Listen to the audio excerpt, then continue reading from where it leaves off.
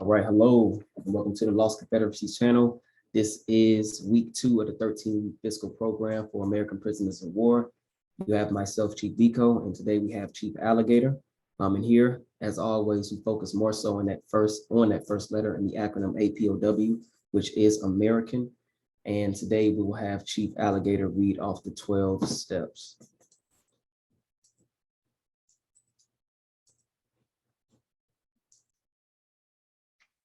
Right. American prisoners of war, 13-week practical program of action for each American prisoner of war. Step 1, learn about the estate or estates your family originated from. Step 2, who established that estate. Step 3, what tribe and confederacy had jurisdiction over that area prior to the European. Step 4, ask all nonprofit organizations you attend, what's your position on reparations?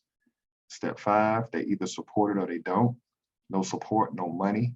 However, if they support it, then children and adults need weekly classes free of charge about steps 1, 2, and 3.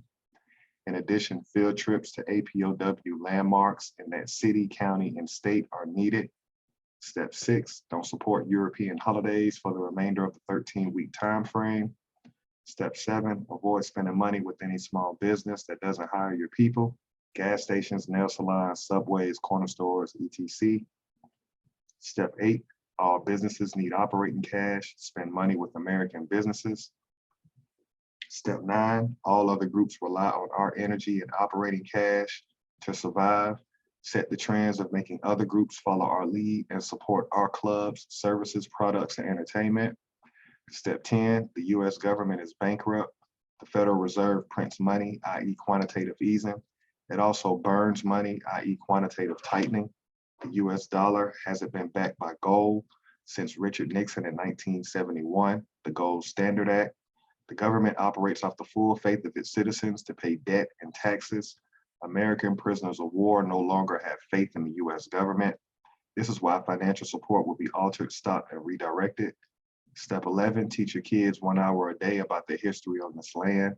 Step A, have them learn about an American inventor. B, have them know about our heroes. C, they should know the European that conquered the estate you live in.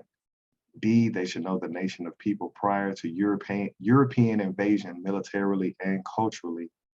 12, practicing these steps will educate us on the land we're claiming America and attaches us to the history and laws of the US government.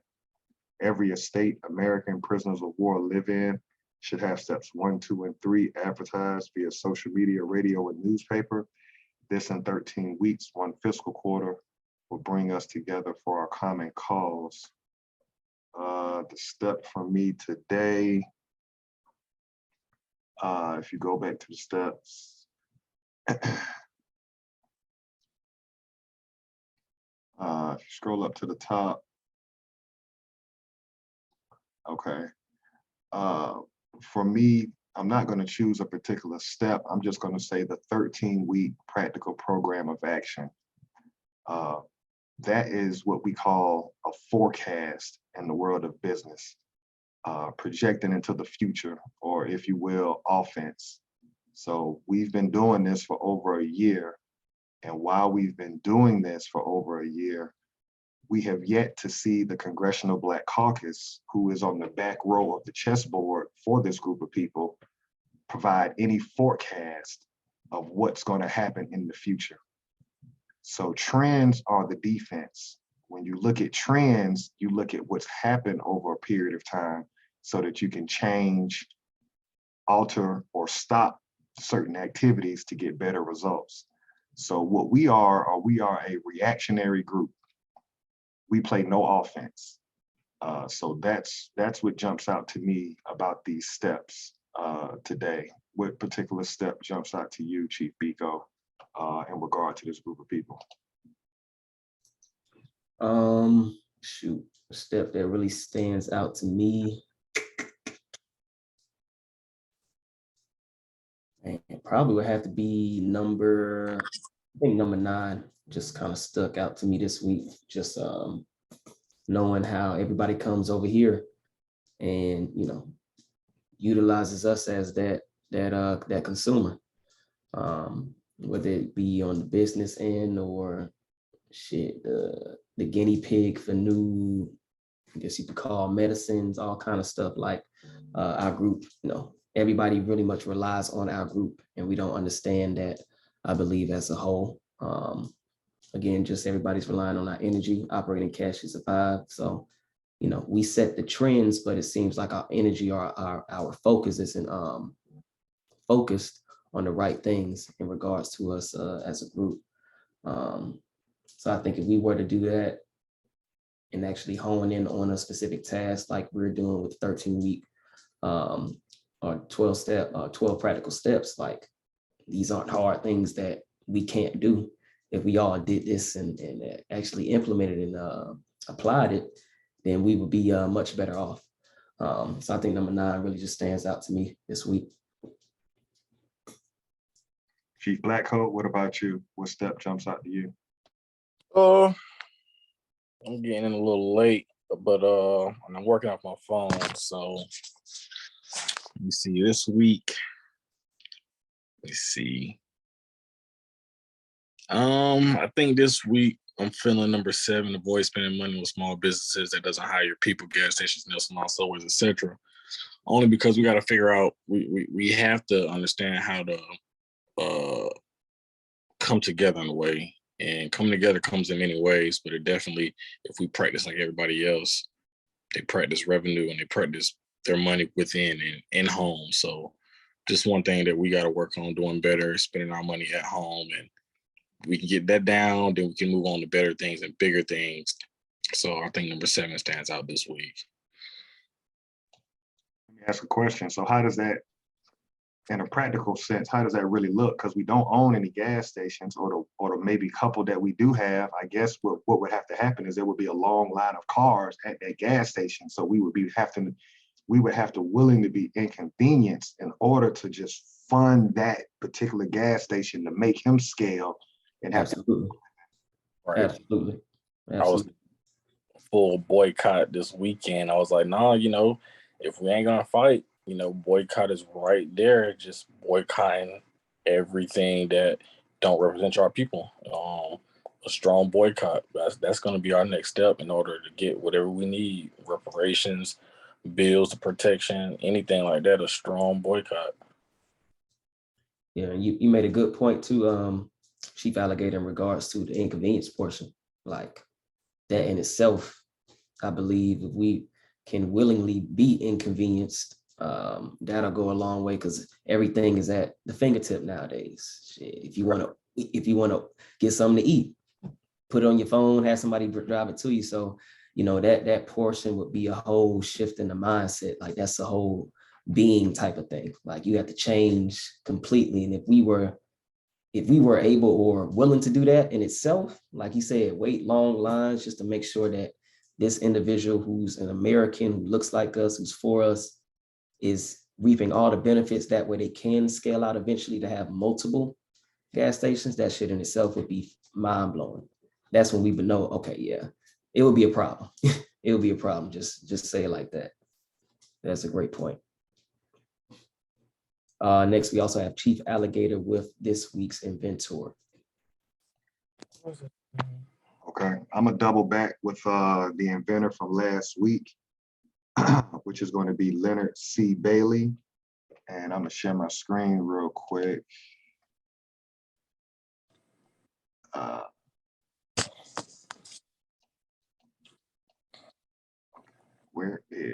Bear with me 1 second. Okay, it must be, okay, here we go. Okay, can y'all see this? Y'all can see it? Yeah, it's visible. Okay, I'm gonna back out just a little bit. This is a combined truss and bandage. Leonard C. Bailey invented the combined truss and bandage, patent number 285545, September 25th, 1883. He was born 1825.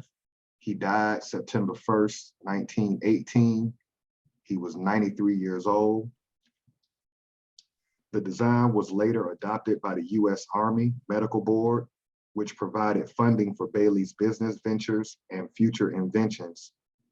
So this one stuck out when I was doing some research on him because the United States military took this concept from him. This concept is when you have a hernia, this is what this device does. So you can see, you would put this, see like they got the outline of the body. So you would put this on like a pair of drawers, and then this device down here would actually keep your body in a position where you're not aggravating the herniated area. Oh. So the two inventions that the United States military took from Mr. Bailey, adopted or took, was the folding bed that we did last week and the truss and bandages of this week. And he's most widely noted for these two inventions, mostly because the United States Army adopted what he did. And as we already know from last week, he also funded a bank. He owned many barbershops in the Washington, D.C. area. So he stuck out to me, and I just wanted to give him his flowers. I don't believe let me say it specifically, I don't believe his family receives any percentage of income from this invention. When we say this on a weekly basis, these families should be wealthy. Everybody who has one of these inventors in their family, that family should be royalty, just based off the fact that the world benefits from what these people have done. I do have an image to show you of him. Let me see.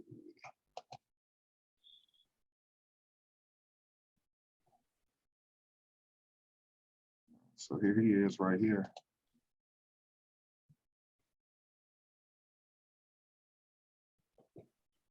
Is it zooming in? Okay, let me see. Okay, can you see him? Yeah. Yeah, that's better. So once again, every time we show one of these lords that created something, these people are very distinguished. They're business dressed, business orientated, suit and tie. So at this point, we've already debunked this everybody was a prisoner of war, or what you call slave, theory that, we come from nothing, we had nothing.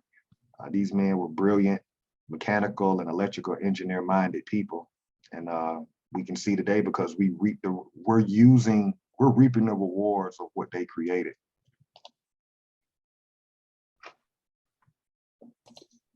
Great invention for this week.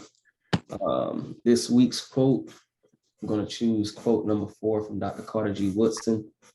And quote number 4 reads, "If the Negro could abandon the idea of leadership and instead stimulate a large number of the race to take up definite tasks and sacrifice their time and energy in doing these things efficiently, the race might accomplish something.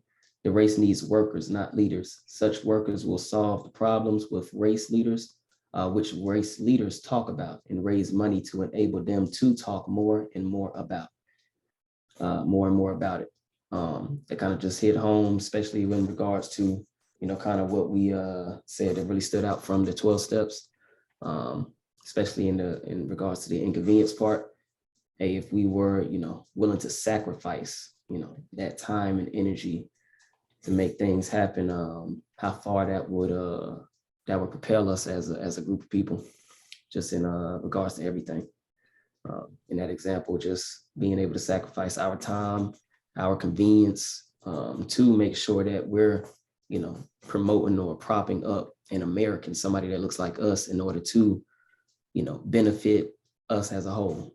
Spending money with them, even if it's going to cause us to go an hour and a half out of our way.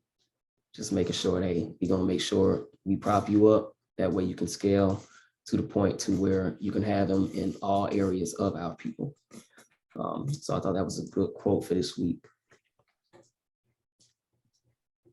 And lastly, I will go ahead and read off the legal definitions for this week. This week, we did go ahead and amend one of the definitions, went ahead and added an actual definition, which we'll get to. And that basically stresses or really puts emphasis to what we're doing on a weekly basis as a group, as a collective on this channel. So of course, legal definitions, American, is indigenous to America. Number 2, descendants, one who follows in the bloodline of an ancestor, either lineally or collaterally. Let me show my screen too. Either lineally or collaterally. Number 3, slavery, a situation in which one person has absolute power over the life, fortune, and liberty of another. Number 4, prisoner of war, a person, usually a soldier, who was captured by or surrenders to the enemy in wartime. Number 5, school, any institution at which instruction is given in a particular discipline. And 6 is education and enlightening experience. And a new one that we had is recovery. And this one pretty much brings true for our group of people and what we need to do, which is recover. And recovery is a return to a normal state of health, mind, or strength. The action or process of regaining possession of something stolen or lost. So that definition right there is this can be unpacked in a multitude or a lot of ways in regards to our people. I'll just start from the first one, getting back to a normal state of mind. As Chief Alligator, alluded to earlier, we get this concept of, people that look like us, the Americans, being the slave, when that's not true. We've proven that within our other previous videos. We've shown the documents. That's why we don't get any pushback. You can't push back the facts. And so us, linking ourselves to that low status means that we aren't at a normal state mentally. Especially if we're showing you all the proof that 1, we're not the slaves, and 2, we're the Americans, yet we have scholars who are saying the opposite. So what are their real agenda? Aren't we supposed to be promoting ourselves? Aren't we supposed to be lifting each other up? But you're steady calling yourself the slave. It doesn't make sense. It's a contradiction in itself. So a lot of us are mentally sick and need recovery. And it also just, again, goes to the health part, the health and strength. First, it got to start with the mind, and then everything else can go with it. So again, if we start looking at ourselves as who we are, which is the American, which is the indigenous people of this land, which are the creators of everything, all the industries, we did that. If we start looking at ourselves in that aspect, then we'll be like, okay, yeah, shit, we'll be past normal state of mind. We'll just be thinking that we are the superiors, because we always say white supremacy. Even that in itself, ain't nothing supreme about these crackers. So it's like, okay, what are we actually doing? So again, getting back to that normal state of mind. And lastly, the action or process of regaining possession. We got to regain our identity. We allow everybody to come on this land, step foot on this land, and say that they're American. If you don't look like myself, Chief Alligator, Chief Blackcoat, Chief Quietwater, Chief Keyline, if you're not looking like us, you can't trace your ancestry back. If you don't know if your great-grandparents came over from a boat or been on this land, then you're not American. If you can trace your great-grandparents from this land and trace it back further, you're American. But somehow we'll allow somebody fresh off a boat, somebody who just got paid $500,000 per head of household, to say, yeah, I'm American. Bro, you don't look like me. All right. So again, oh no, I ain't want to stop you, Bill. I was just going, all of us need to build on that. Just what, because we're a year past now. So when we look, but go ahead. I ain't want to stop you, Bill, Chief Biko. Nah, sure, I'm gonna let y'all pick up, but that's one thing, like regaining our possession of something stolen or lost. So 1, we lost our identity, because again, we're thinking we're coming over from boats from Africa. Again, Africa's big as hell. They can't even tell you what part of Africa, but they'll say Africa. So we lost our identity as the American, and we got our land stolen. So we need a full-scale holistic recovery, both mind, body, spirit, land, everything. So I'll just let you all build off of that. But that was really a main reason why myself, as well as Chief Alligator, was like, no, we need to go ahead and put this definition in there. Because of course, me thinking recovery just means, you healing, but it's healing to what? That normal state of being. So I'll let you all pick up off of that. No, you said a lot. I'm not gonna discredit any of our ancestors that was enslaved.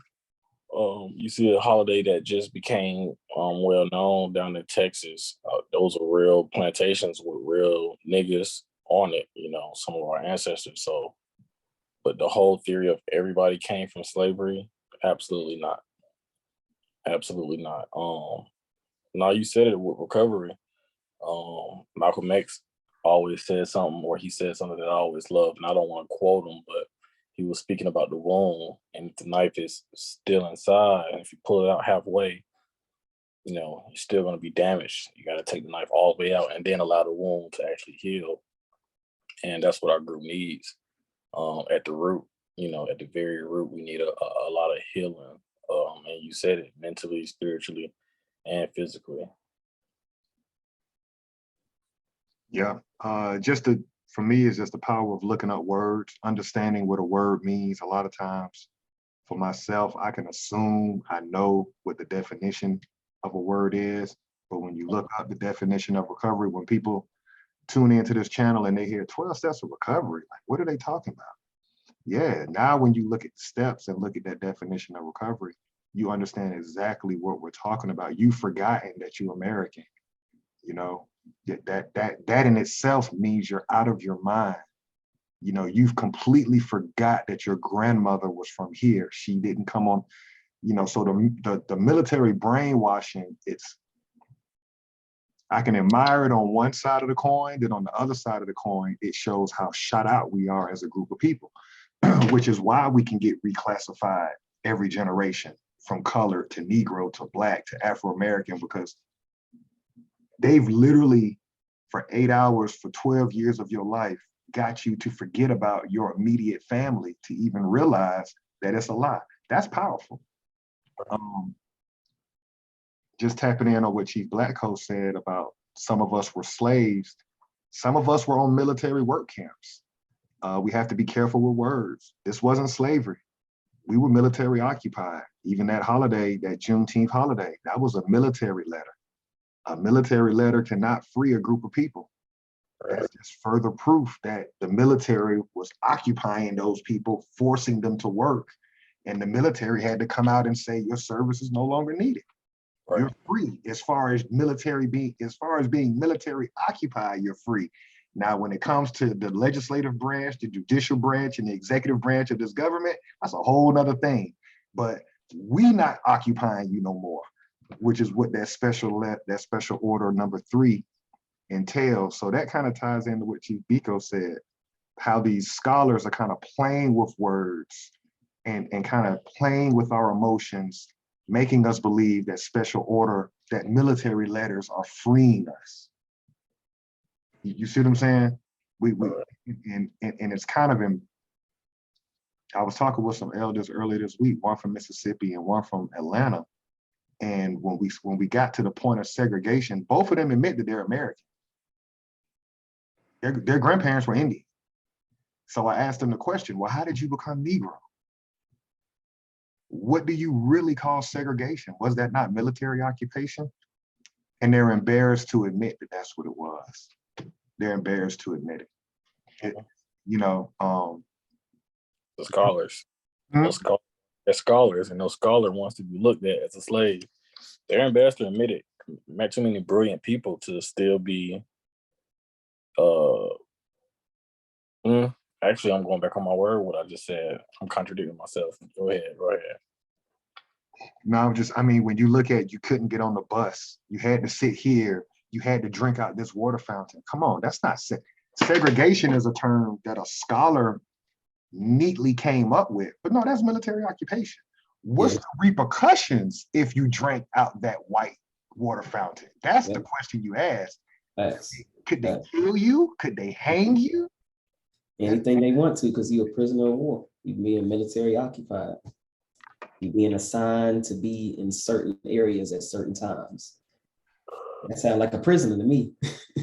Right. That's what I was saying. Yeah, these scholars, that prisoner of war word. I'm not. Well, I mean, if we're talking about public education and all that good private education, then I can understand why most of our scholars don't actually reveal that truth, because yeah, your money stops then if any scholar actually got to that point of comprehension. Because a lot of these scholars, they seem like they're so well programmed to this European education, they probably don't know. And I always battle with that. Like, do our scholars understand, you know, the military occupation part? I would say that they do, just based off of, you know, the evidence we've been able to kind of even just Scary. get over. It's just like I feel like they don't want to, I guess, divulge that information or acknowledge that fact, because like you said, it probably hit their pockets. You know, it's like, okay, I could tread water on this one, but once I say that, then it's gonna open up Pandora's box. I'm good, I could say slave, but if I say prisoner of war, then it's like, okay, what do you mean by prisoner of war? That means somebody's occupying us, right? Right. Yeah, hold on, okay. Well, So let's we, look at it because it rhymes. When you apply prisoner of war, when you stand up, when you zoom out hmm, and look at American history from wars, that's a fact. And then you look at this group of people, and then you run down the timeline of American history with that theme that okay, if this group of people was in wars, whatever happened with this group, and I'm just gonna tie this in this week. They're bringing up Emmett Till, that young man, that little boy was murdered in the 50s or the 60s. They're talking about locking up the lady who lied and got him murdered 60 years later, and you have people that are saying, well, she's in a nursing home. That's a prisoner of war. Your bar is set so low that even though she lied and got this boy killed, ever, still afraid I to, saw to incriminate the person that comes from a group of people who have you occupied. mhm. So it's further proof that you get moral when it comes to your justice when they don't get moral when it comes to you. They'll shoot you 60 times on video and nobody's arrested. This little boy lost his life 60 years ago, and you're just finally trying to push the issue. It shows POW status to me. it shows us how far off we are in our own timeline, you know. Shout out to finding her. But yeah, again, back to that prisoner of war mindset you were talking about. I saw a couple of people talk about, you know, black people, or, you know, whatever you consider yourself. Why would y'all lock, or y'all really want her to be locked up now? And it's like, yeah, absolutely. It don't matter what type of bullshit it is. Put her under it don't matter. Mhm. That mentality is real out here, man. Right. Because they'll give your cousin life plus 50, and they'll say, hey, he broke a law. But Mhm. then reverse it to January 6th as we move forward. January 6th, another prime example. You watch these people commit federal crimes, and they're basically telling you nothing's going to happen. Right. So if you're not a prisoner of war, make it make sense to me. What is that? Like, Yeah. how can one group of people lie on you and get you killed, storm the Capitol and no criminal actions, but you'll get a RICO charge because they believe you did something? Come on, man. Y'all help me out. That's Talk to me like I'm the slowest one in the room. Y'all help me. I mean, the proof is in the pudding, man. Proof in the pudding. Like shit. And like you said, it's just we get morals when it comes to the European who's occupying us on this land, but when it comes to somebody in our group, oh yeah, he deserved to be locked up or something. You know, ain't nobody even died, but the case example, the Bill Cosby situation. Oh yeah, Bill, that happened so long ago. Y'all still want him in jail though. But this lady who got one of ours killed, But he did, Tom. you know what I'm saying? And he actually did time. Y'all was talking about, I mean, she's so old now, but it's like, again, what's going on when we match your energies? So that's a great point. I know we could talk about that all day, but I'm gonna move a little forward into the room historical points here, and we'll jump into the readings. Room historical point number 1 was a person escaping slavery seeking freedom or breaking the law. Number 2, providing unity and a strong defense came first. Number 3, Maroon leaders were first and foremost military figures. Number 4, Maroons established guerrilla warfare, planting sharp sticks in thick grass. And number 5, Maroons knew their European enemies' language, defenses, and plans. Number 4, we actually do that. We'll stop by into the Constitution. Because again, we have to hammer this home, guys. This is recovery. So until we all get this right as a group of people, we have to continue to reiterate these things until it sticks. Section 1 or Article 1, Section 10, no state shall enter into any treaty, alliance, or confederation, grant letters of marque and reprisal, coin money, emit bills of credit, make anything but gold and silver coin a tender in payment of debts. So again, as we state in the 12 steps, number 10, there is no money. Gold and silver was taken out in 1971 during the Gold Standard Act by Richard Nixon.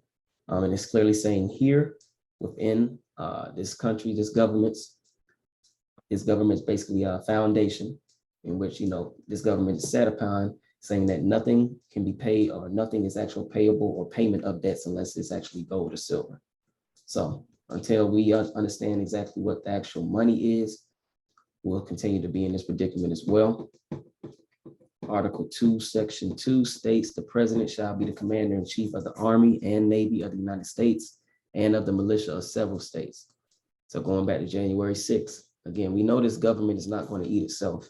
It's not going to arrest its people or arrest one of its branches, especially defense branches, just to make a point. So again, January 6th happened. We saw exactly on those videos how they said that President Trump called them personally to come out there. A lot of them were part of militia, whether it be the Proud Boys or some other group. So again, if the president is the commander-in-chief of the Army, Navy, and the militia, then it was seen that the president was actually exercising some of his powers in that case. But again, how they were greeted versus again, how we are greeted should show you again that we are being military occupied on our land. I'm not sure how much plain and obvious it can get at this point. And lastly, Article 6, the last contradiction of this government states this Constitution and the laws of the United States which shall be made in pursuance thereof, and all treaties made or which shall be made under the authority of the United States shall be the supreme law of the land, and the judges in every state shall be bound thereby, anything in the Constitution or laws of any state to the contrary notwithstanding. So again, here, this just clearly states that that the treaty is the supreme law of the land, but again, that is not the case. A lot of these treaties, they did not even abide by. They were invalid treaties, you could say. A lot of the treaties we read earlier within the fiscal year that we have been doing this show or this channel, we saw that they were actually contracting with the military. Again, another example of us being under military occupation. So again, just multiple contradictions we can go through within this Constitution as well as what's actually being applied in our current day and show that this whole system is bullshit. So again, why even have faith in it? Just support your people and do what we can to make sure we survive. Last time we jumped into the Dawes Act, we stopped on Section 5. And I believe we stopped here on the provided however portion. So we're in the middle of Section 5. I'll go ahead and pick up the reading here. Can you all see? Good to go? All right. Provided, however, that all lands adapted to agriculture with or without irrigation, so sold or released to the United States by any Indian tribe shall be held by the United States for the sole purpose of securing homes of actual settlers and shall be disposed of by the United States to the actual and bona fide settlers, only tracts not exceeding 160 acres to any one person on such terms as Congress shall prescribe, subject to grants which Congress may make in aid of education. And I'll stop right there here. So just to kind of briefly recap, they gave the American, and let me mark this here. They gave the American, we scroll up here, each head of family 1/4 section. That was the max each head of family could get, 1/4 section. The minimum 1/16 of a section. And again, sections are acres. So we look at here, compare and contrast, people. If we're not prisoners of war on our own land, then what the fuck is this? So we get 1/4 section, 1/4 acre. And clearly what this says here, settlers, meaning Europeans, fresh off the boat, settlers shall be disposed of by the United States to the actual bona fide settlers on only tracts not exceeding 160 acres. So they'll give your ass, the American, at max 1/4 of an acre, but the settlers, where they're going to be bringing into these areas, a max of 160 acres. Makes sense. I'll let y'all go ahead and build off that.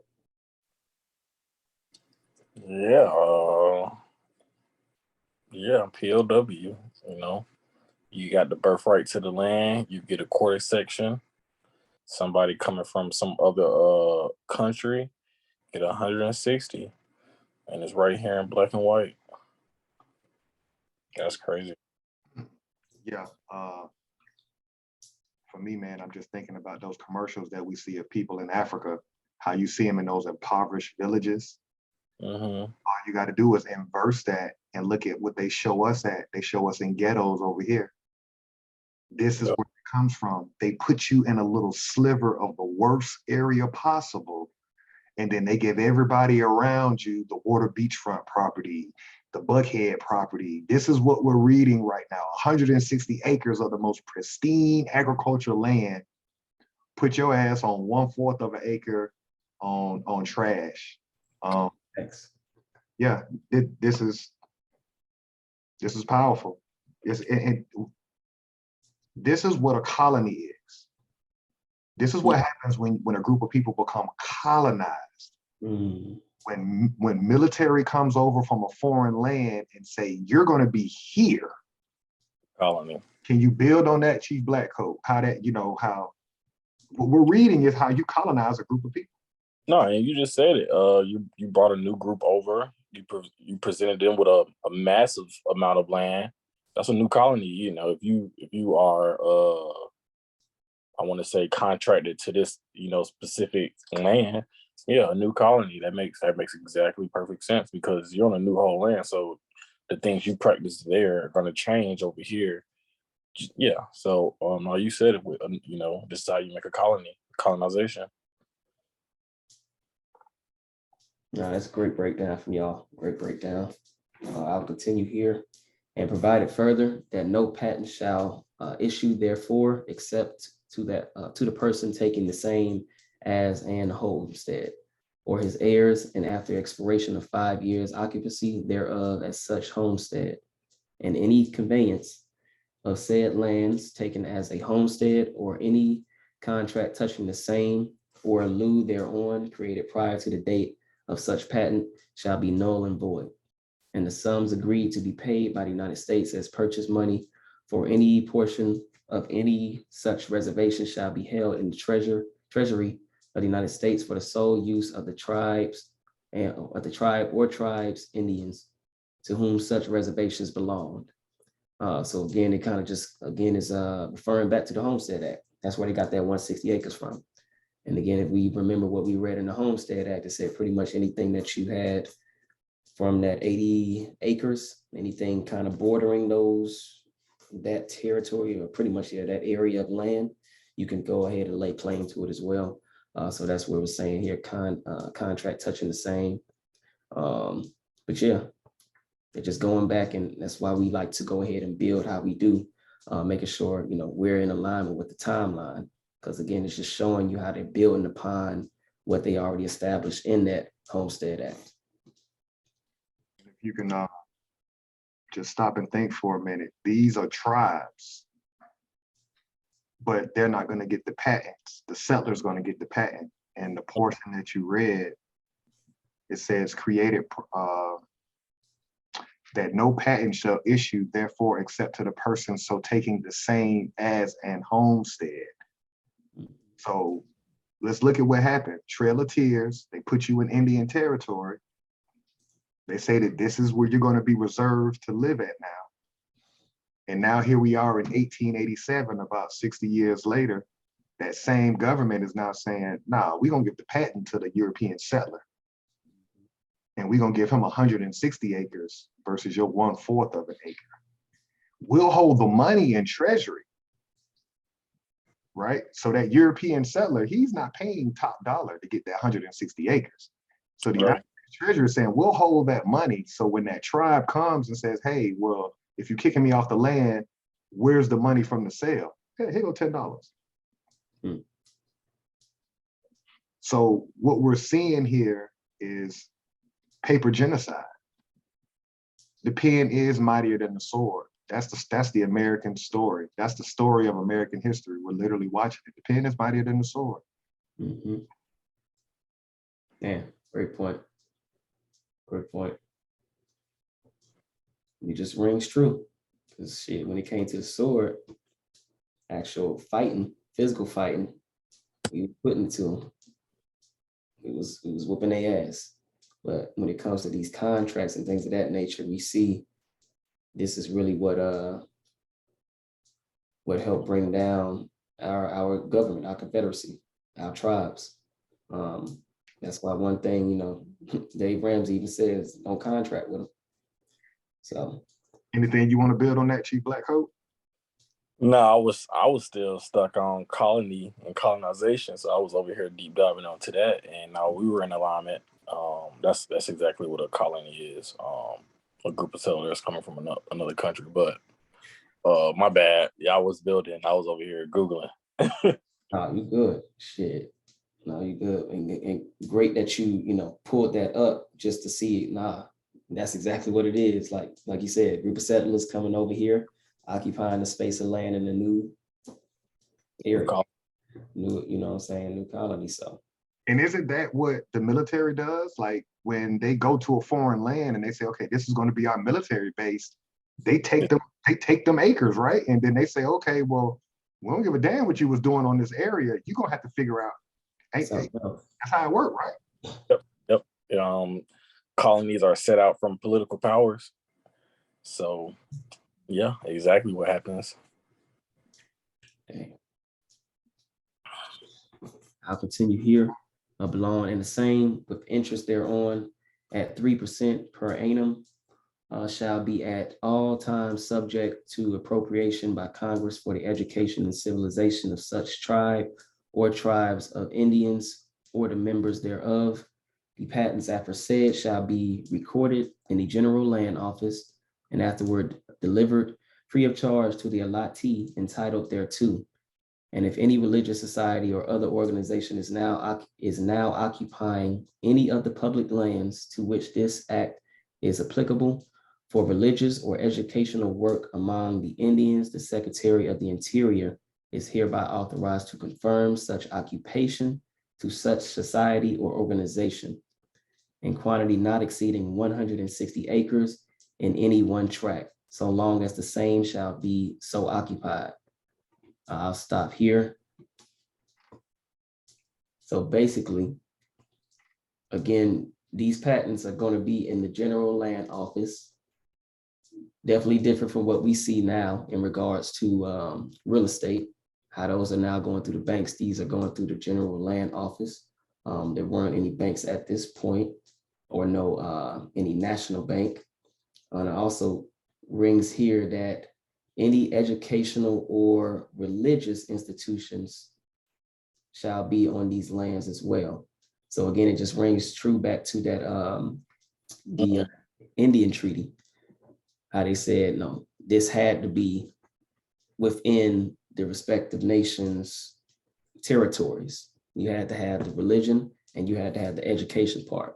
So now we're seeing the indoctrination be implemented into these areas. So we're going to make sure we're cornering you off one quarter section, and we're going to make sure that the biggest thing around you is going to be the church and the schools. Because it says here that the church and the schools still get 160 acres here. Mm-hmm. So the biggest thing that you can get would be the church and the school, and it rings true today. How many times do we see next to our liquor stores or somewhere around, no businesses that's going to be productive for us as a people, But we gonna have them churches there. Them churches gonna be on them corners. And you know the school's gonna be on them corners too. Facts. Just that in itself, people is like, damn. Look at it from a military standpoint, though. Mhm. That's a way to kill off a group of people without firing your gun.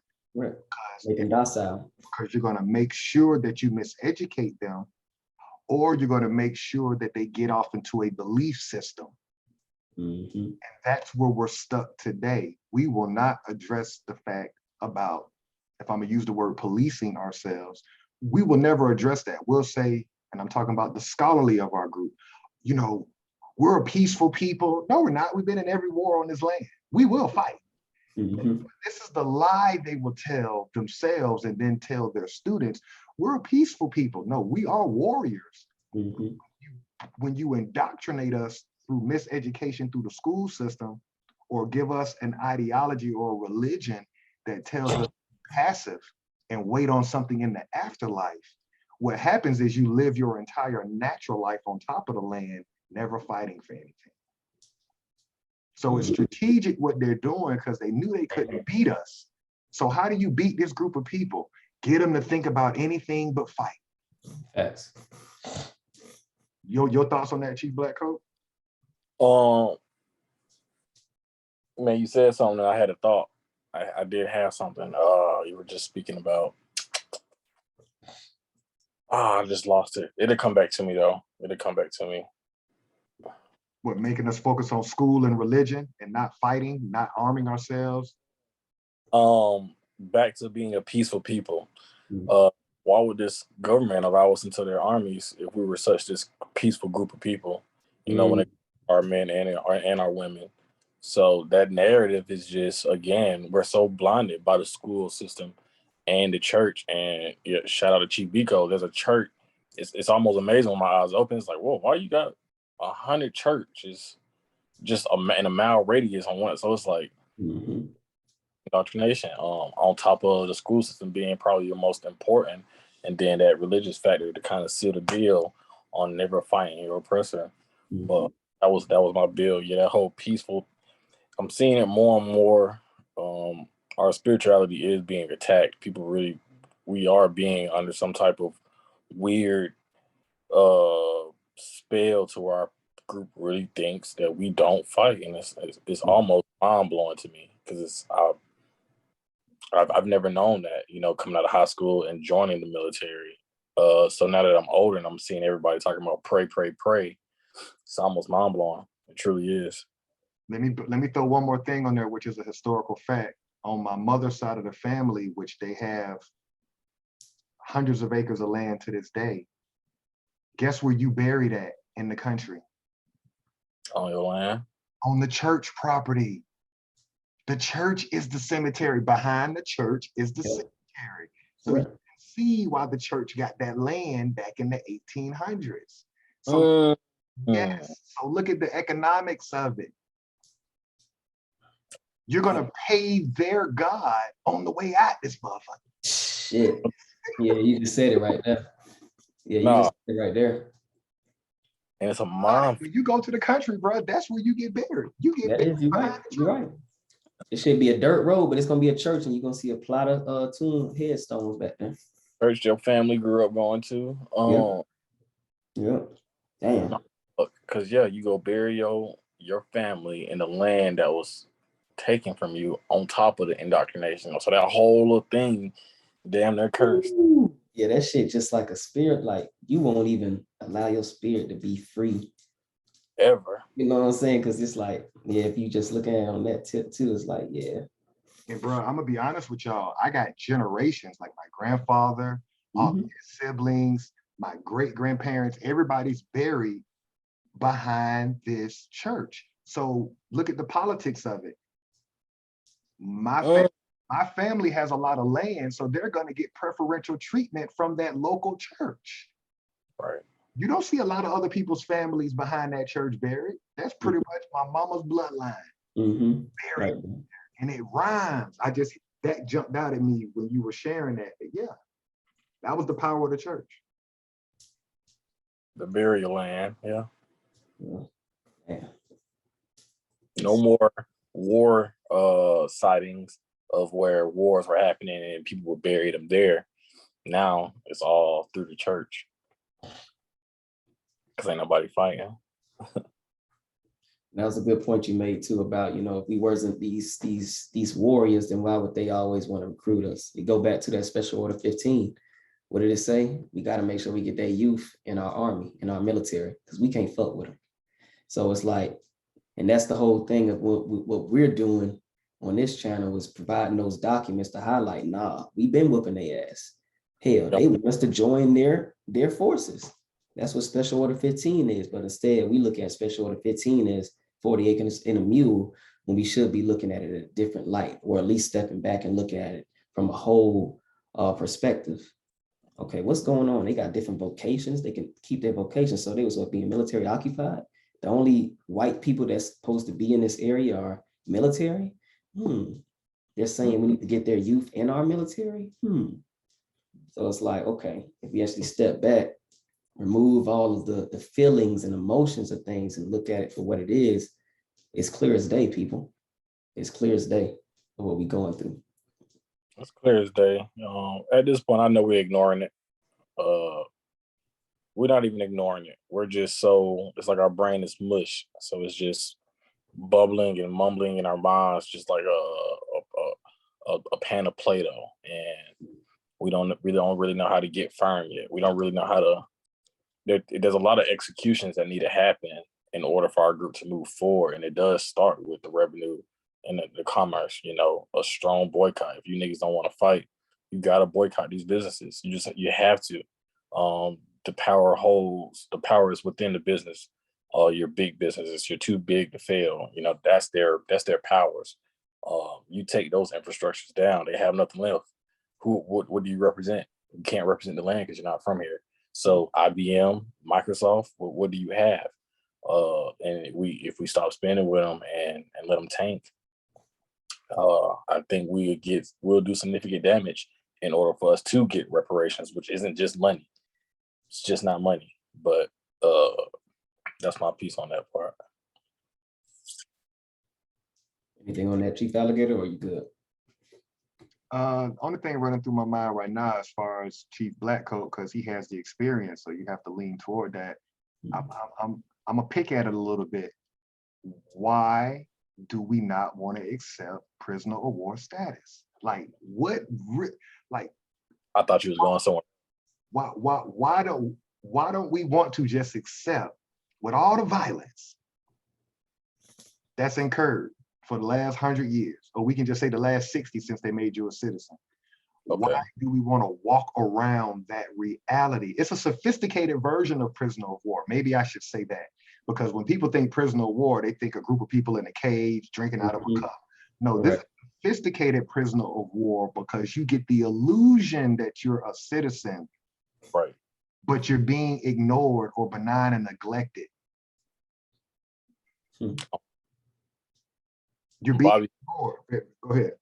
I was gonna say, one of my favorite teachers, Bobby Hemmett, he said we are childlike people, and they sold us on childlike things, clothing, Barbie dolls, and it's all preparation. Just growing up, but just watching it and kind of like in a mindset of studying it.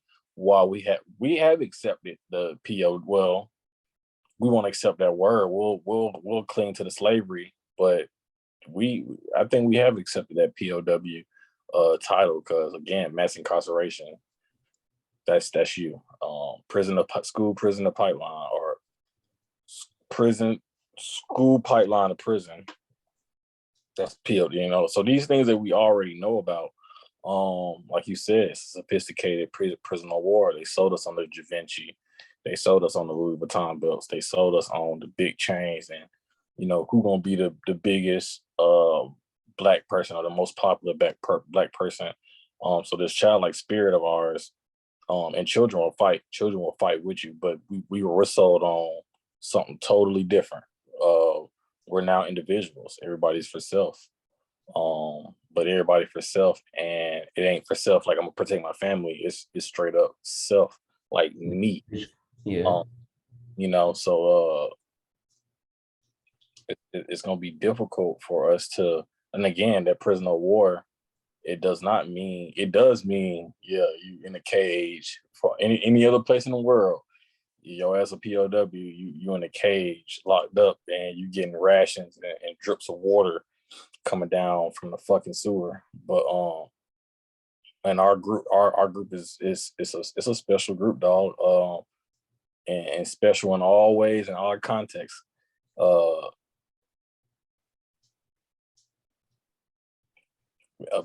If it's not fighting, boycott, man. 90 days, we talk about it all the time. Can we really do that?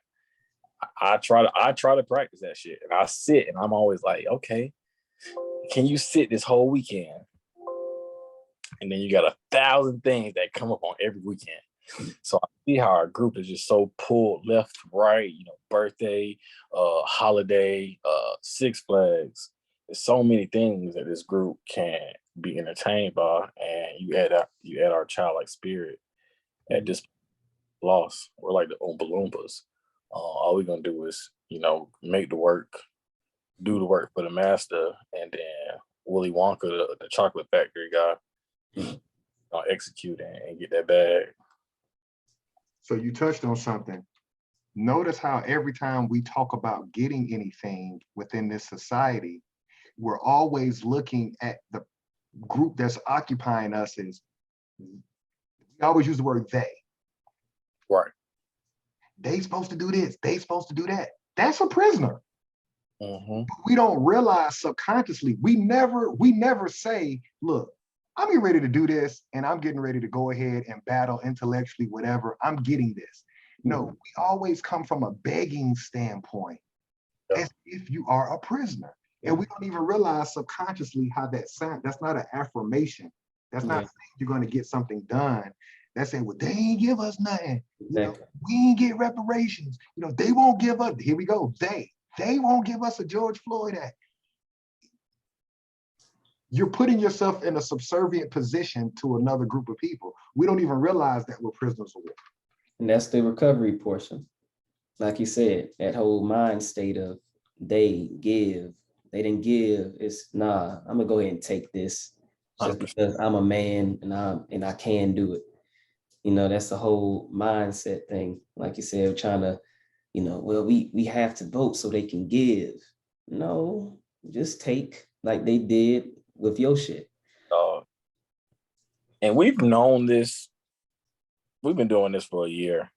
We've known this, and in that moment where Chief Alligator was building up, that ain't. Say it. You feel me? It's not good, but I'm glad we added that word recovery,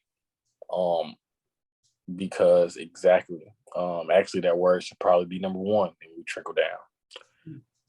But yeah, in a recovery, yeah, I'm gonna just stop right there, man. Yeah.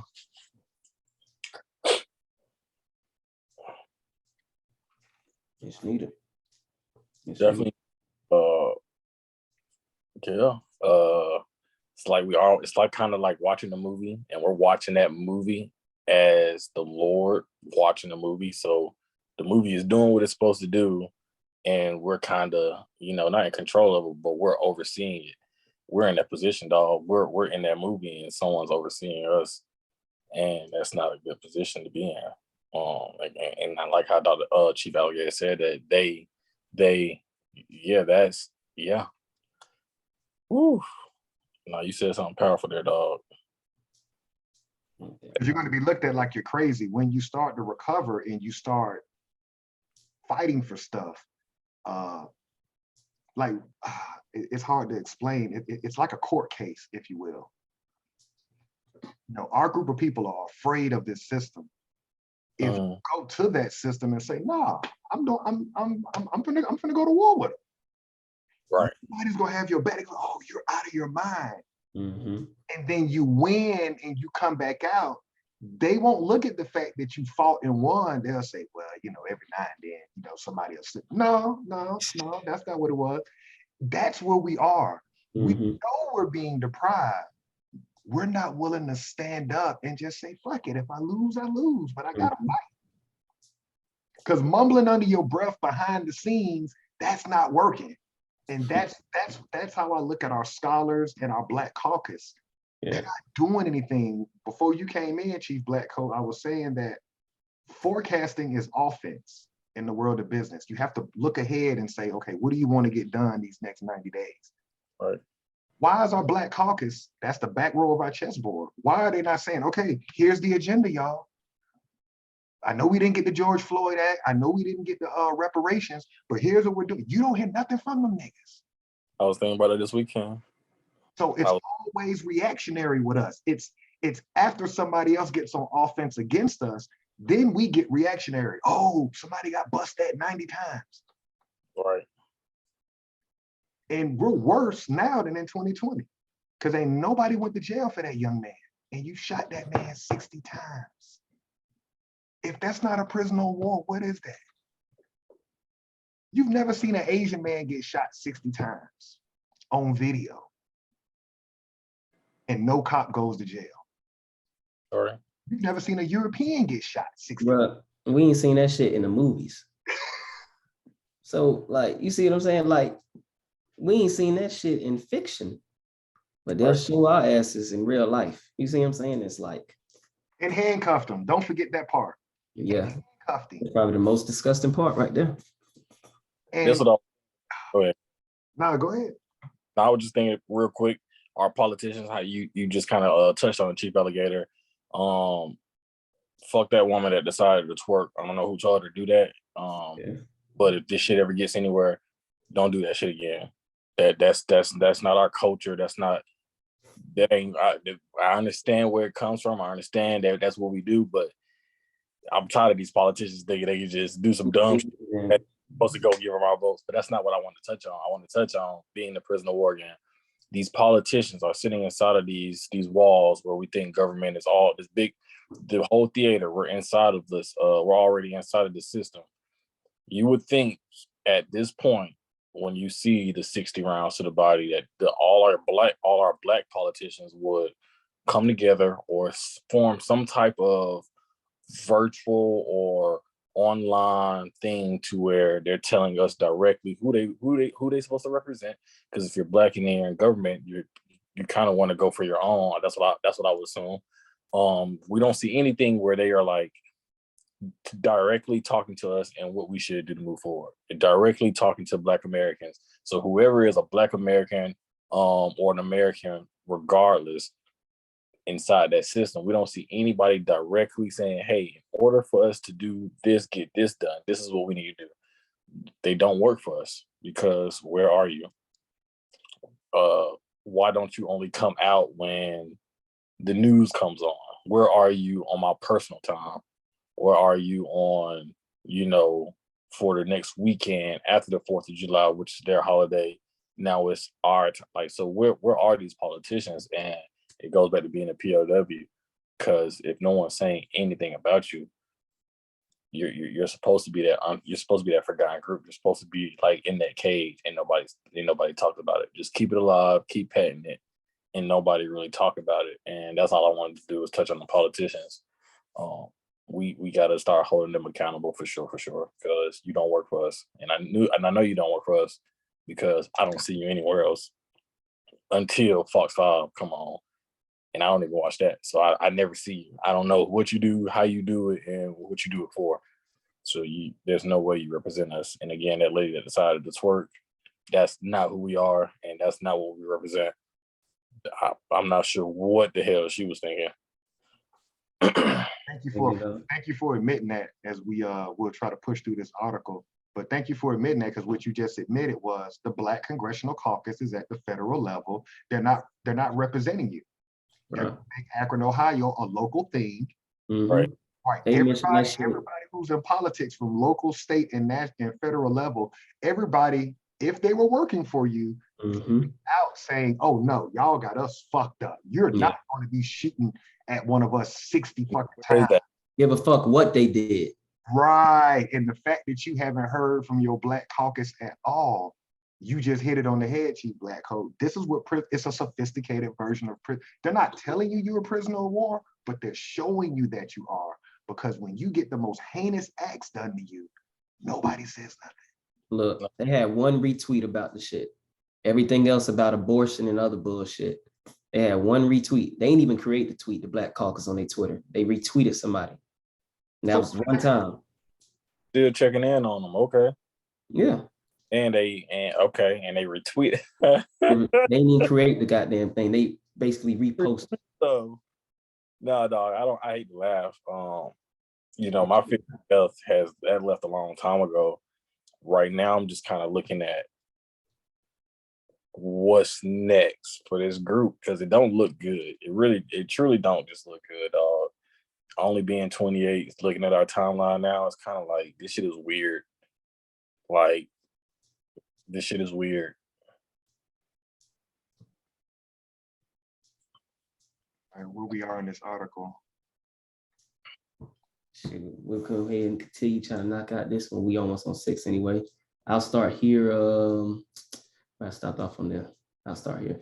So in quantity not exceeding 160 acres in any one tract, so long as the same shall be occupied on such terms as he shall deem just, but nothing herein contained shall charge or shall change or alter any claim of such society for religious or educational purposes heretofore granted by law, and hereafter in the employment of Indian police or any other employees in the public service among any of the Indian tribes or bands affected by this act, and where Indians can perform the duties required, those Indians who have availed themselves of the provisions of this act and become citizens of the United States shall be preferred. So those Americans who have denounced their tribes and their bands to become a U.S. citizen shall get preferential treatment in regards to this. So if you're willing to, like we see a lot of our people, join the other side, become an officer of the law underneath the United States, you'll get preferential treatment. You still ain't gonna get shit, but you'll be a notch above your brethren who you'll be supervising or overseeing.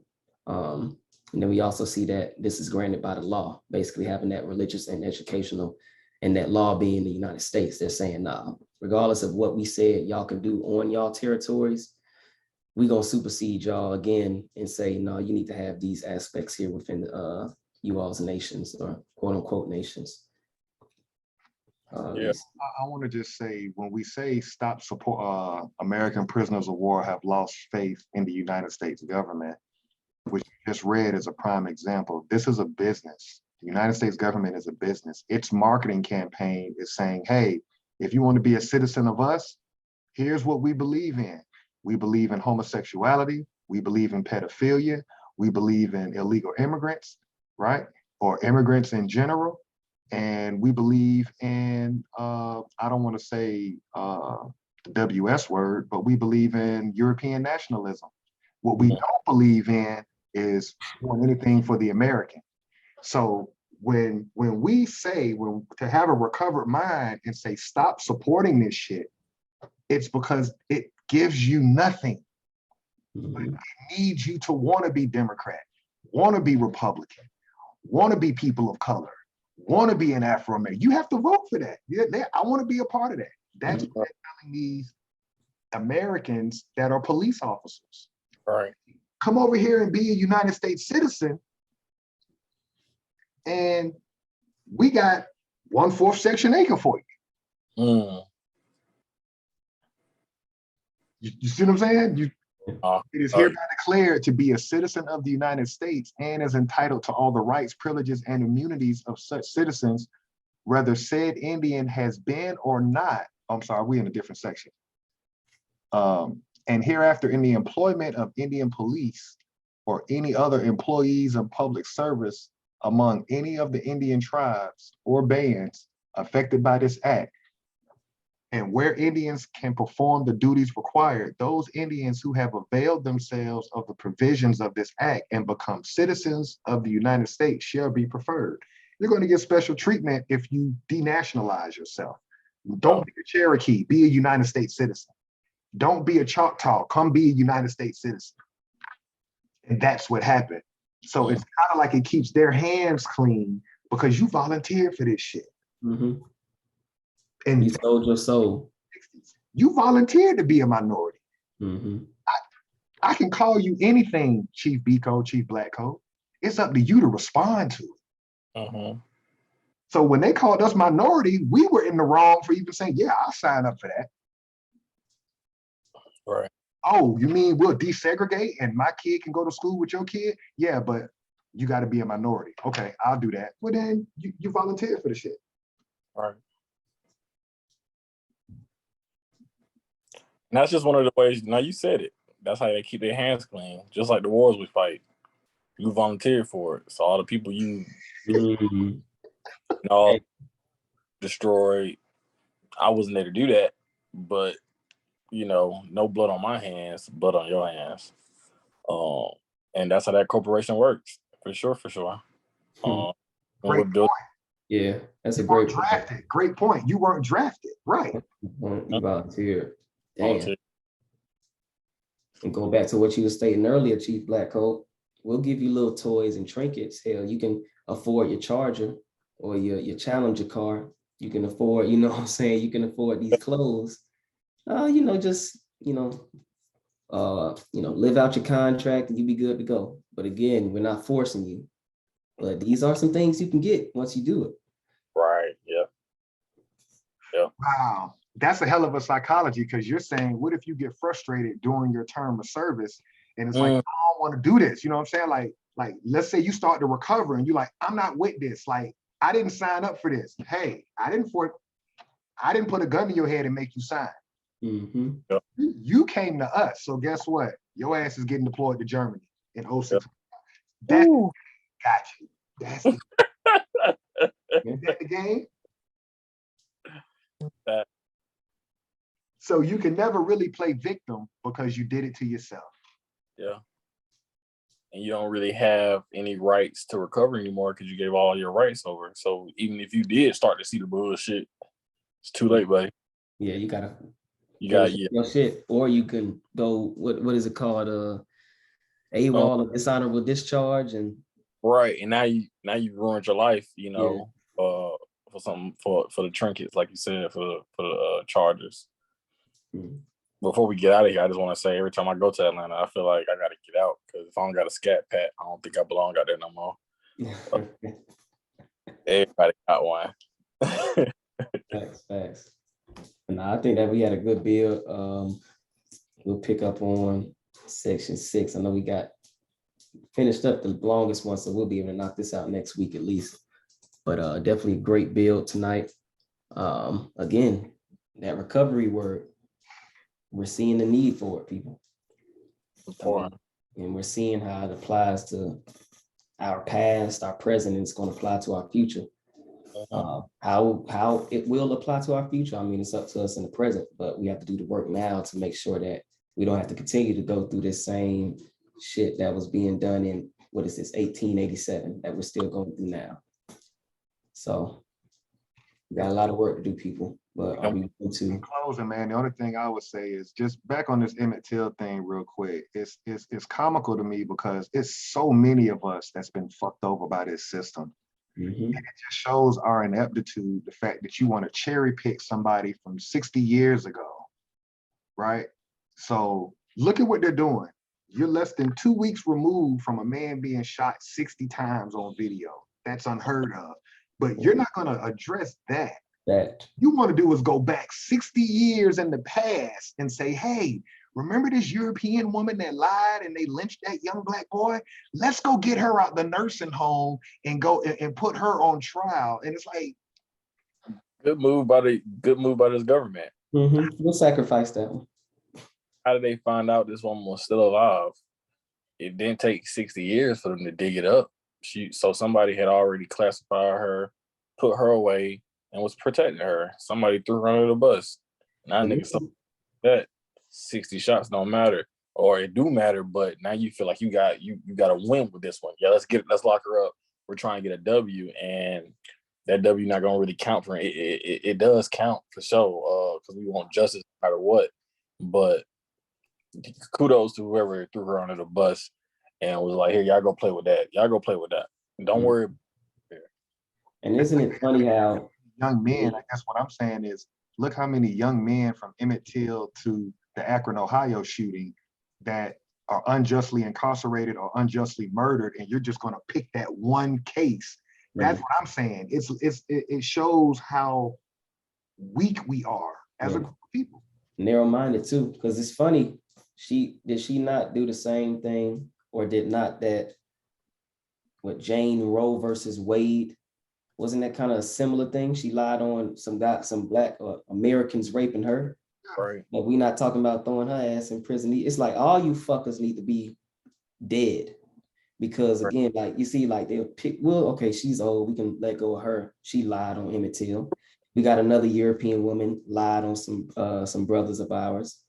And now we're gonna use that to distract the point from this new brother in Akron from getting shot 60 times and then handcuffed. Trophy, dog. They hand trophy. And we gotta understand what we seeing when we see shit like that.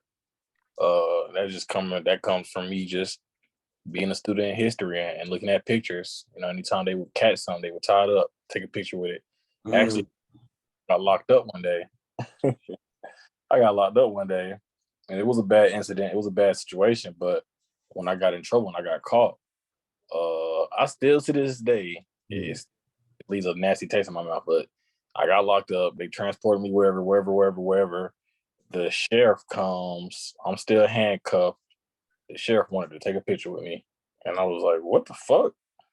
You know, and in that time, I didn't know what was going on. Now that I'm deeper into this psychosis game we play, yeah, these are like trophies to these guys. Like this nigga, he standing next to me, had another officer take a picture with me and him, and I was like, "Nigga, why did I just take this picture with you?" Dang. You know, where's this picture? I just want to kind of, I'm gonna keep drilling this because I don't want us to overlook, because we're looking over it because right now it's like we're comatose. I never saw George Floyd's murder on video. I said I would never watch that, and I never have watched it. I've seen Ahmaud Arbery. I've seen a whole bunch of other ones, Philando Castile, the whole nine. The fact that our group of people are acquiescing to watching somebody get shot 60 times. Let's just touch on that real quick, because that pushes the bar so far out. When you shoot a man 60 times and nobody goes to jail, and as our group of people, nobody has nothing to say. It's like we're fortune telling on this channel, because certain things you can't come back from as a group of people, right? George Floyd, I'm always say, you can't come back from getting nothing from watching that on video. The world saw you riot, but the world also saw you stopped. Now here you are with a worse murder. This man got shot 60 times and then they put handcuffs on him. And people aren't even up in an uproar about those officers going to jail. That's how the whole George Floyd riot started. It was about Derek Chauvin getting arrested for what they showed on video. Now we're numb to that. We're not even pushing that they go to jail. Can y'all talk about the mental illness that we're under in this 2-year period, that we'll just act like that's it's like we got a gag on our mouths. They don't have to use the gag anymore. We won't say anything regardless at this point. So and he's your age. Let me throw that in. He's 25. So he's around y'all age. He's got a gun. You don't know if the gun was illegal or not. And they act like everybody that looks like us didn't arm up after Ahmaud Arbery. 25, legal, of age. Come on. Doesn't matter, you know. So that could be y'all easily. I guess what I'm trying to say is when we overlook this, because it was on my generation too. it was, and I hate to say this to y'all, but Generation X, if you made it past 25, that was a huge win. That was in all the rap lyrics. Ice Cube, Tupac, everybody was like, if I make it to 25. Here y'all are 20 years behind me, and we're seeing murders of our own that we didn't see 20 years ago. So I'm more concerned for y'all because y'all fit the profile of what they're killing. Mhm. Mike Brown would be your age right now. Trayvon Martin would be your age right now. Philando Castile was your age. Ahmaud Arbery was your age. Botham Jean was your age. Breonna Taylor was your age. You can go, everybody's in your 20s. And I'm more concerned that y'all are not feeling the same way I'm feeling. Because we didn't see it, and we're still in denial. You saw it and outlived it. We're just now learning what it is. I didn't think it was this bad when I was in high school, maybe because I wasn't as connected.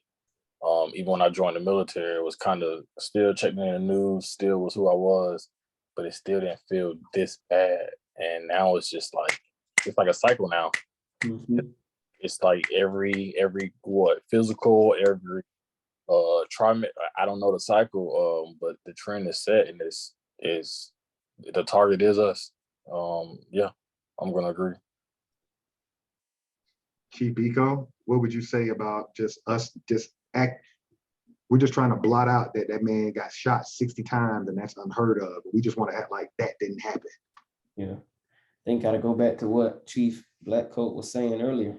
Like, we think it's like as a group of people, it's about the individual. Like he said, not even the individual as far as like the family, but the individual, like the one person himself, like, damn, that's fucked up. But shit, it ain't me, it ain't nobody who I closely associate myself with. So that whole being on code without having to say the code, I think is pretty much dismantled. Like you was talking about last week, when we can go in a neighborhood and know, okay, this is our neighborhood. I'm good in my neighborhood. I'm straight. A lot of folks, it's like, shit, I'm good in my house. I talk to whoever I talk to outside of that, but nah, I don't fuck with these people. Like, so it's like, it don't even hit the same as it would in those, I would say, early 2000s or in the 90s, things of that nature. Because it's like, there is no community. There is no tribe. There is no family. Motherfuckers don't know their neighbors' names. So it's like, yeah, we see it, but we look at it since as a whole, we're looking at an individual mindset. So we're looking at this as an individual, even though we're seeing, like Chief Blackcoat said, the trend every damn month. And it's getting worse as far as the actions, and worse and worse and worse. So it's like, damn, okay. I understand you may think it's individual, but damn, how many individuals until it's a group? So it's like, okay. And we get it on this channel, but it's like, when is that gonna click for the rest of us? Because we could say shit. When we was out there, boots on the ground, it was a lot of your generation, I'd say. Majority of them, Chief Alligator. I don't think it was too many of, folks around myself, Chief Blackcoat, and even Chief Ram age. You know what I'm saying? So definitely down. It was more so y'all, because y'all, like you said, you was 25, shit, we good, man. We made it, because shit, we know what we was looking at outside versus now. Ain't nobody outside. We don't know what the fuck we looking at. Everybody off into other things. So I said, yeah, that's why I care so much, because the older generation, like my parents, they'll look at us, or they'll look at my group and your group, and they'll say, y'all thugging, whatever. That's an excuse for them not doing nothing. Mm-hmm. Turn around and they'll say, well, what are you gonna do about it? Well, my generation was the generation that, like, this wasn't happening. This wasn't happening because we're going your shit. That's just what they could call it whatever they wanted. Thug, they can call it that we were thugs or whatever. It wasn't even that. It was the fact that we grew up listening to alpha men through music, which was hip hop when it first started, and our energy was different. And now it's like, you're our kids, right? Everybody in their 20s now, this is Generation X's kids. Yeah. And like, what the fuck is going on? Like, how is it getting, nothing's changed. It's still a blessing to get past 25 with this group, if you're a man. But the murders, Rodney King just got his ass whooped with nightsticks. On camera. Yeah. And a lot of punishment around this nation went down because of that. Now we're watching murders of our people and we're doing nothing. I'm just scratching my head like, what the fuck is going on? Yeah. It's like what happened in those 30 years, you could say. Just go back to George Floyd. What happened in 2 years? Like in 2 years, yeah. How did you go from standing up for seeing George Floyd to now you got a brother driving Uber. You've driven Uber and you've driven Uber to make part-time money. All right. Why wouldn't he have a pistol in this climate driving late night, dropping off food? But you're just a thug that had a gun in the car. The gun wasn't on him, the gun was in the car. Let's put that aside. You shot at him 90 times, hit him 60, and then handcuffed him. And we're just supposed to act like that didn't happen. I'm just saying from a self-preservation standpoint, man, regardless of your religious belief, regardless of how old you are, that can't be normal, bro. Nah, not at all. That can't be normal, man. You can't shoot a motherfucker 60 times and nothing happens, bro. That y'all help me with that. If I'm crazy, I'll be crazy on that. I'll stand on that, bro. I don't give a fuck who you are. You can't shoot a motherfucker 60 times and just say, oh, there was a gun in the car. That's why we did it. Nah, it don't matter what the fuck happened. I don't give a fuck. Nah. Oh, both of y'all got guns. That's what I'm trying to say. Like both of y'all got guns. Yeah, like that shit, like the gun shit is light your car up with 60 rounds. Because the gun shit is invalid. The gun shit is don't even give a fuck about that. The media control the mind. It goes back to that. The media controls the mind. We don't fight because the TV ain't told us to. And that's why our politicians not coming together to put out those mass messages from people we see as authority. And that want to do, kind of point my finger at them. And that's why it's fuck them. Because again, how can somebody get shot 60 times and I don't see one motherfucker that look like me or pretend to be me say anything about it? Not one dog. So it's like, okay, we point the finger at the European a lot, but we're gonna have to make sure we get. I was, we condemn the rat or whatever our rat is. I don't know what we gonna term these politicians. They're past that. We should be pissed at them. Fuck the snitch in the hood. Damn, I just thought about something, man. No, you're right on that one. I think I got the answer. GMJ got arrested on May 27th. This man got shot in June. The